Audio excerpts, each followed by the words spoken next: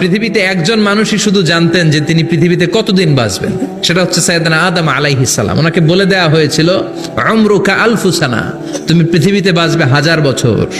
কয় বছর? সাইয়েদনা আদমের সামনে অনেকগুলো রুহু রাখা হলো। সাইয়েদনা আদম বললেন, এরা কারা? আল্লাহ বললেন, এরা হচ্ছে নাসালুক, তোমার বংশধর, পৃথিবীতে তোমার পর এরা পৃথিবীতে আসবে। সাইয়েদনা আদম বললেন, আল্লাহ ওই যে একটা রুহু দেখা যায়, এটার নাম কি?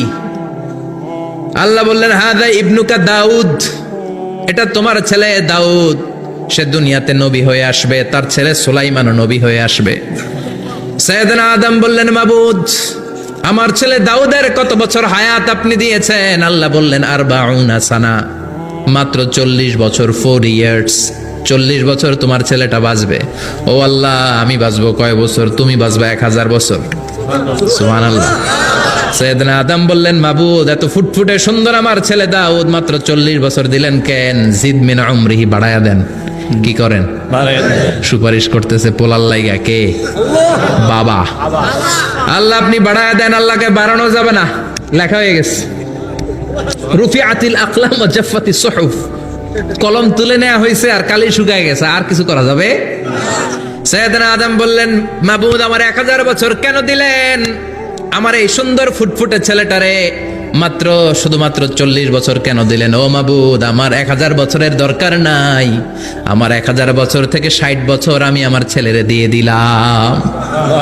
দাউদ আলাইহিস সালাম বাঁচবে 40 বছর, তো বাপ আদম যদি আরো 60 দেয়, 40 আর 60 মিলে কত হয়? 100। ভালো হিসাব বুঝে 100। আর আদম আলাইহিস সালাম পেয়েছিলেন 1000 বছর, 60 কমে গেলে রইল কত? 940 বছর পৃথিবীতে থাকার পরে মালাকুল মাউত চলে এসেছে। কারণ এটা on time, the death will come on time, it never late, কখনো দেরি হয় না। আল্লাহ বললেন, লিকুল্লি উম্মাতিন আজালুম ফাইযা জাআ আজালুহুম লা ইস্তাখিরুনা সাআতাও ওয়া লা ইস্তাকদিমুন। মৃত্যুর একটা নির্ধারিত সময় আমি বেঁধে দিয়েছি, অন টাইম, অন টাইমেই চলে আসে, 1 সেকেন্ড আগেও আসবে না, 1 সেকেন্ড পরেও আসবে না। 940 বছর বয়সে মালাকুল মাউত এসে হাজির, এসে বলল, জিতু আন আকবাদা রূহাক, রূহ কবজ করতে আসছি। আদম আলাইহিস সালাম বললেন, রূহ কবজ করতে আসছো মানে? আমি বাঁচবো তো 1000 বছর। কয় বছর? মালাকুল মাউত বললেন, না না, ওই যে আগের কথা স্মরণ করেন, আপনি 60 বছর দিয়ে দিয়েছিলেন। কয় না, আমি দেই নাই, আমি আরো বাঁচুম, আরো 60 বছর পাওনা আছি, আমি দেই নাই। মালাকুল মাউত বললেন, আপনি দিয়েছেন। আদম বলে, দেই নাই। মালাকুল মাউত বলে, আল্লাহ ঘটনা দেখেন, দিয়া কয় দেই নাই। আল্লাহ কয়, থাক, কথা কইস না, আয়া পড়। সুবহানাল্লাহ পড়েন। নাসিয়া আদম ফানাসিয়া বানু, ভুলে গেছেন উনি। আমরা ভুলে যাই, আমরা খেয়ে বলছি খাই নাই, নিছিলাম পকেটে, কয় নেই নাই। এরকম ডাকাইত আছে না নাই?